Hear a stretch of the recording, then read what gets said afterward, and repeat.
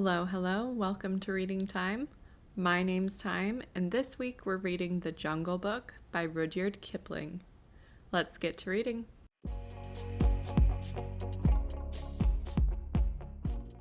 The Jungle Book is a collection of stories based out of central India. These stories all deal with animals. Most of them are from the animals' perspectives.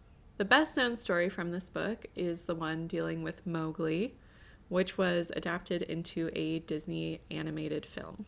But there are a few other stories beyond that, and so I think anyone who is familiar with the film and reads this book with the anticipation of getting just that story will be greatly surprised. Now, I am giving this book a 3-star rating. The stories didn't particularly wow me, but I didn't hate them. They are like fables where there are morals that could be learned from them. And with animals being the main characters in them, it leads more into that fable genre.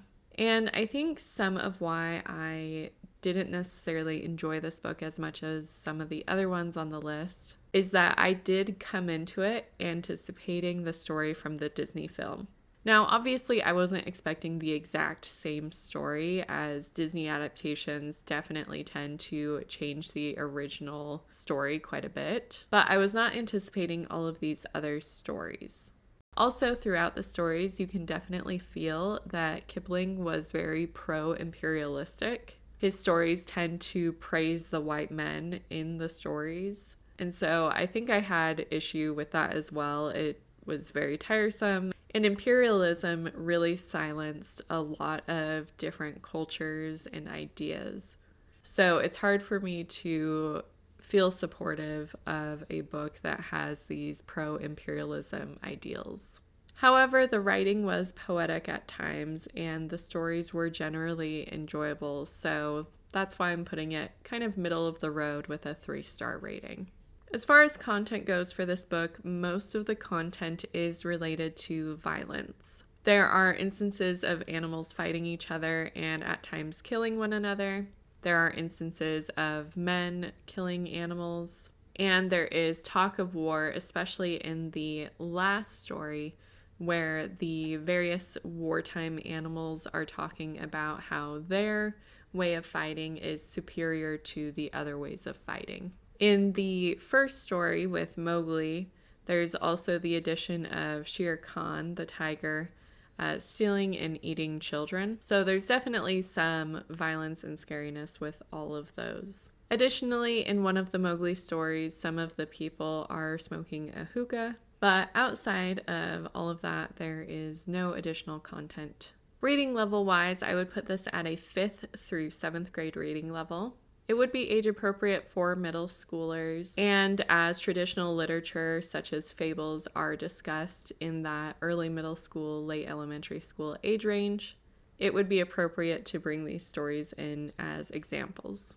Another thing to look at with this book is the personification of animals that it has. Since most of the stories are told from an animal's perspective, it's easier to try and empathize with those animals. It would be interesting to have students consider the perspective of maybe a pet at home or one of their favorite animals. Would those animals have a language and rules and laws like the animals of the jungle in the Mowgli story? What would the animals worry about? What problems would they try to face and conquer? Could be a good opportunity for some creative writing. Now, for the poster square for this week, we are near the top right here with a picture of a tiger, likely representing Shere Khan, the antagonist from the Mowgli story. And believe it or not, but this marks book 50 out of 100 for the 100 Kids Book Challenge, which is super exciting. We're halfway through this reading challenge. If you have not already watched my other 100 Kids Books Bucket List Reading Challenge, there is a playlist that you can find on my page. It is also linked at the end of this video. If you have not already, feel free to subscribe to the channel and follow me on Facebook or Instagram for updates about what I'm reading. And as always, have a marvelous week and a wonderful read. you.